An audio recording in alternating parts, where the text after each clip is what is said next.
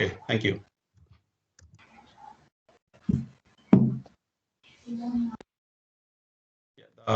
Flow will be like this. Initially, I'm going to discuss not much time I'm going to take on this. It's all about the just introduction about the derivative.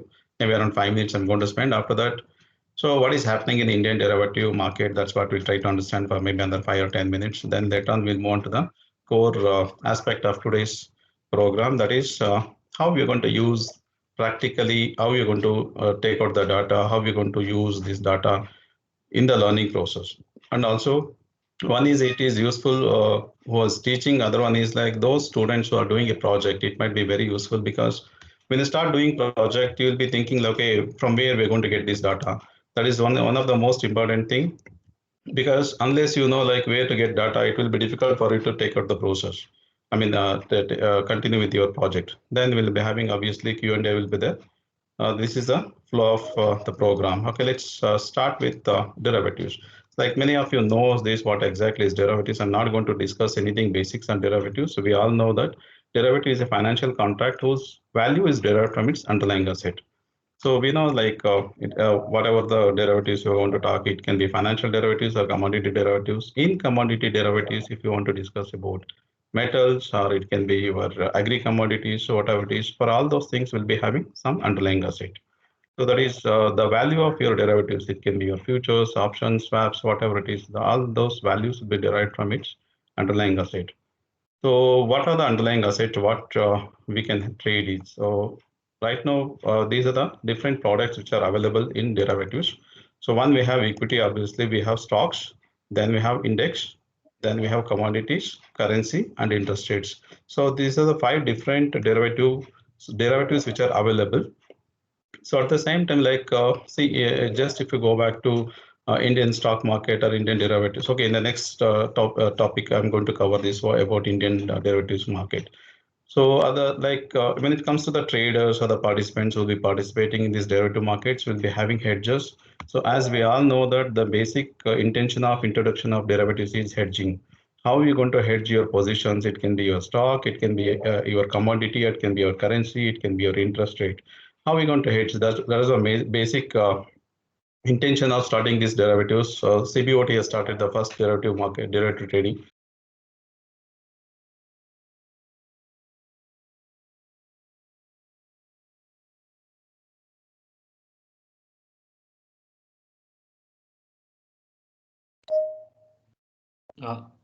Satya sir, sorry to interrupt. You have been muted, sir. Sorry to interrupt. Your audio is. Oh, sorry. Then Yeah, I'll start fine. from the beginning. I'll start from the beginning. Sorry. No, just now it happened, sir. That's okay, case. Just carry on with that slides.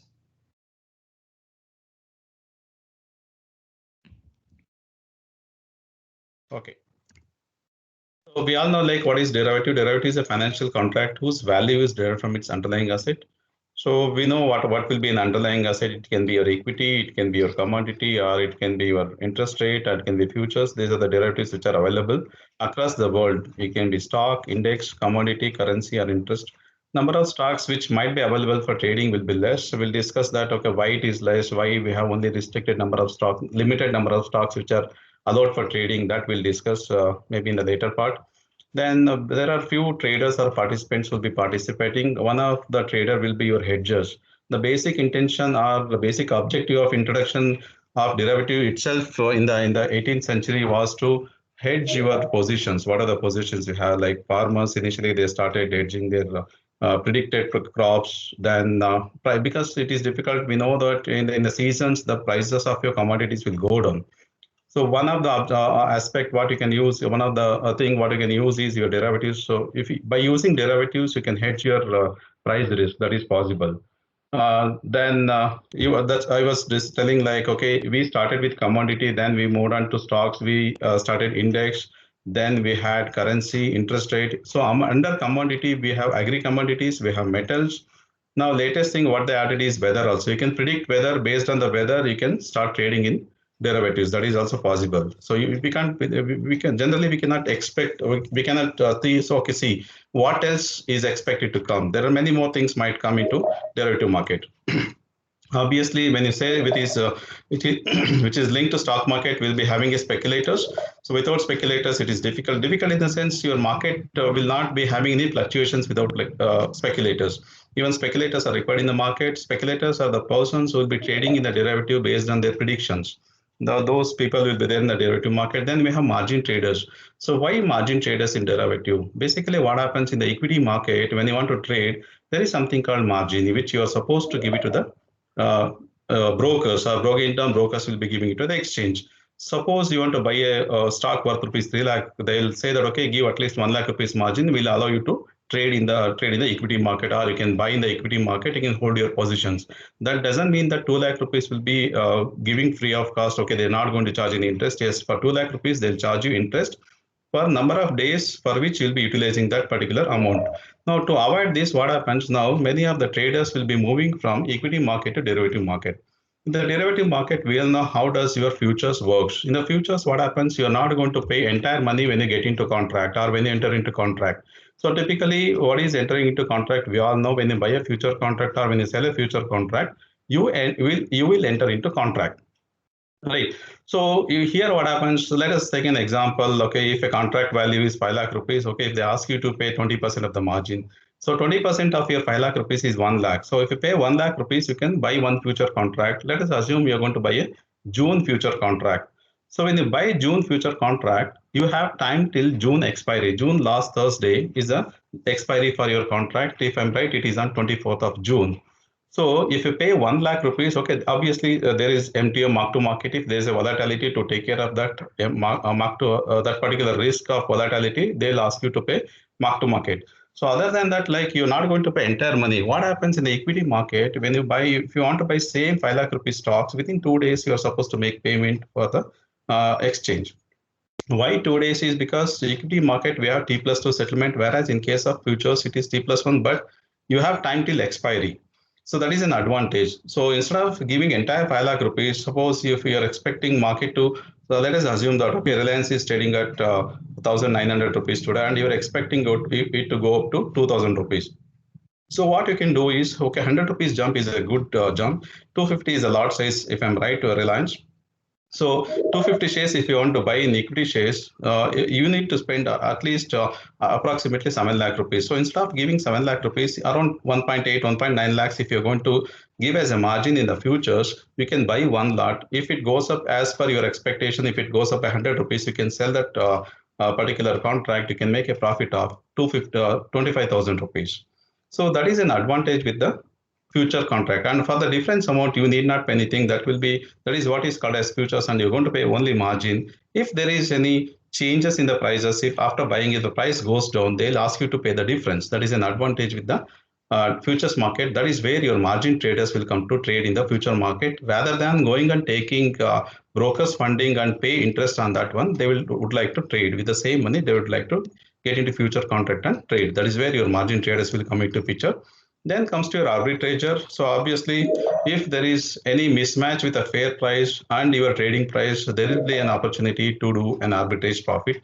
As we all know that, okay, arbitrage profit or arbitrage is a trade where you're going to make a riskless profit. I'll call it as a riskless profit because you'll be knowing in advance how much profit you make, and also since you are going to trade in two different you are going to enter into two different trades, the risk is zero. Either you're going to trade with futures and cash, or you're going to trade with futures and options, or options and cash. So that is an advantage with your arbitrage. So these are the four different participants who will be participating in your derivative market. So then when it comes to your what are the different products which are available under derivatives, we have futures, forwards, options, and swaps. I'm not going to discuss much about your forwards and swaps. I'm going to discuss more on your options and futures. This is what is more important. That is what we are going to discuss, because that is what is more active in the market, also Indian market. So this is what about your derivatives. Then let's try to understand how we started derivative markets in India. So let back in 2000 we started derivative markets. Initially when they started with only one index, that is Nifty index. They started, so when they started Nifty index derivative futures, it was not familiar in India. So until that time, nobody was aware how exactly derivatives works. Now, okay, a lot of videos are available, and you can have hands-on experience. If you want to understand, the best way to learn is like you just open an account. Don't invest more. Whatever is minimum possible, you can start investing and learn. So if somebody would like to learn, or if somebody would like to enter into derivative market, I suggest them to trade in the currency market. The simple reason why currency market, because the margins what you're going to pay will be around 8,000, 5,000, 6,000, something like that. Okay, same thing if you want to enter into futures in stock or index, you need to pay at least 1 lakh rupees. Also, the risk will be high. So instead of taking higher risk, you can start with the currency derivatives. Now, when they started this in 2000, it was very difficult for one to understand, because one problem was not every branch of a broker was having this terminal. So if every branch, every company used to have their terminal in the head office, because it was a new product. It was difficult. Even if you do a mistake, there's no chance for you to correct in the online trading. That is the case in case of your online trading. Later on, once people got familiar and also the system tuned to these particular transactions, then the infra is built. Then we started trading in different products. So slowly we got into stock futures, then we got into stock options, then we got into index options, then we started these commodities. Commodities, in fact, initially it was started by NMCE. So NMCE is there, but very few trades are happening in NMCE. But right now, you can see that there is MCX, which is more active in terms of commodity. So that is, these are the two exchange. Then NCDX also is there. So there you can expect very good volatility in terms of your agri commodities. See, one thing is we need to understand in case of derivative trades or derivative market, unless there is a volatility, it is difficult for you to trade. Difficult in the sense you will not be having any opportunity to make money. More the volatility, more chances of making money in case of derivative market. At the same time, you should keep it in mind. There is a risk involved in derivative market, that you should always keep it in mind.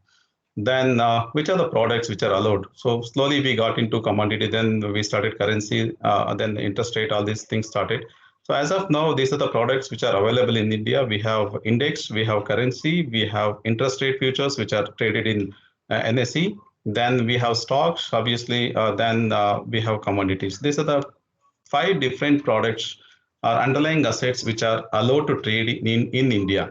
So under this, we have a lot of other things to understand, like currency, what are the different pairs are available, what are then when it comes to commodity, which are the commodities available, stocks, whether we can trade, what are the stocks we want to trade, or is there limitations in terms of number of stocks which are allowed to trade, then index, which are the index it is traded. So all these things, let us try to understand which are the indexes which are there in Nifty, which are allowed to trade in India, that we'll understand.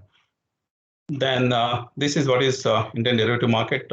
One more thing I would like to highlight is if you check 2020 or 2020 calendar year, NSE tops in terms of volumes in derivative market. I'm not talking about only India, across the world, NSE tops. Even though we are the last to start this derivative trading, if you compare with US, UK, we are the latest one to start this derivative, but the achievement what we have done is fantastic. So we are standing at number one in terms of volume. Volume, when they say, it is not in terms of value, it is in terms of number of contracts which are traded in NSE. They stands number one. This you can check in the website. I've taken from the website. So this is what is a brief about Indian derivative market. Then let's try to understand how we are going to take the data from different exchanges. So I'll be more concentrating on NSE. If somebody would like to know that, okay, you want to know how to take the data from BSE or MCX, that also can help you. Then one is in this session, the most important session, maybe for the next 1 hour, I'm going to discuss about this. How are you going to source your data? Then how to use the data to understand derivatives. This is what is most important as a faculty or as a student. How are we going to use this data for our learning? So under this, what I'm going to cover is like which are the securities available for trading in India, so that we can understand. Then lot size, what is a lot size? That is one of the important aspect in your derivative. Then comes to your expiry, how exchange is going to decide the expiry, and also lot size, how they're going to decide. I'll explain which are the expiries, whether we have 1 month, 2 month, 3 months, 1 year, or 5-year contracts. That is, I'll show you, demonstrate how to take out the data.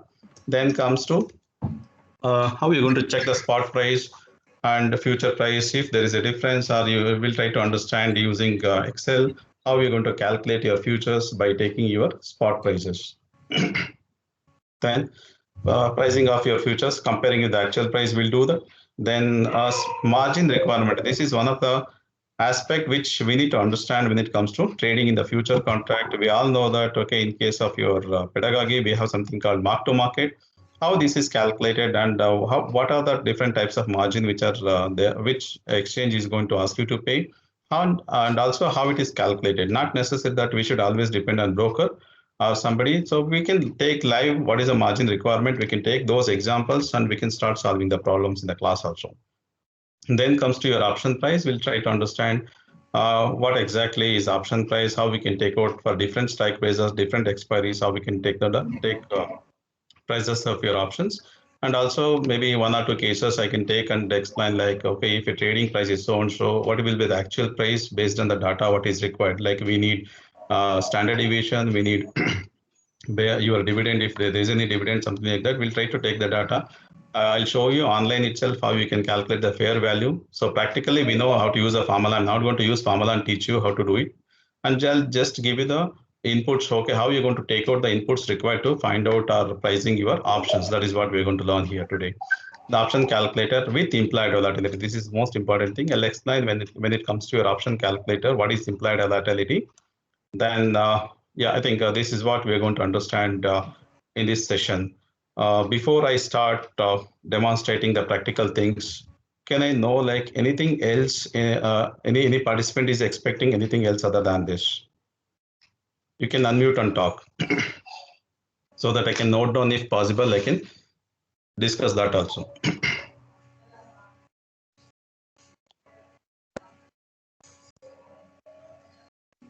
Sir, good morning here. Good morning, Good morning, Rakesh here, sir. Yes, Sir, I want to know about doing research on the derivatives also. If that part is also being highlighted a little bit, it will be beneficial, sir. Research. Okay, let us see. In the end, once I Yes, sir.